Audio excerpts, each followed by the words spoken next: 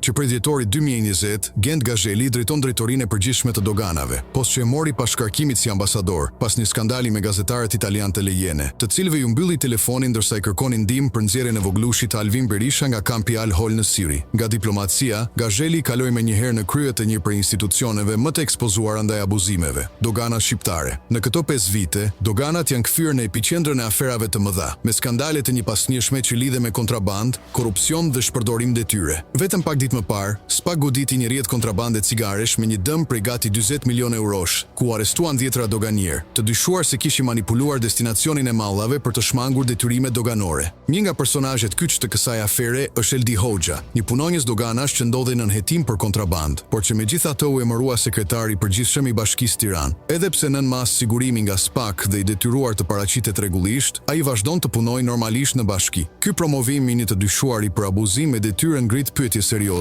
mbi mekanizmat e përzgjedhjes dhe përgjegjësitë brenda administratës shtetërore. Përballë gjithë këtyre ngjarjeve, Gazheli ka mbetur një figurë e paprekur. Asnjë hetim i brendshëm, asnjë masë administrative, asnjë transparencë për veprimet e vartësve. Në një vend normal, drejtuesit mbajnë përgjegjësi politike dhe ligjore për skandalet në institucionet e tyre. Por në Shqipëri, drejtorët si Gazheli mbeten të paprekshëm, edhe kur përmes strukturave që drejtojnë qarkullojnë miliona euro kontraband. Kjo ngre një pyetje themelore: kush i mbron?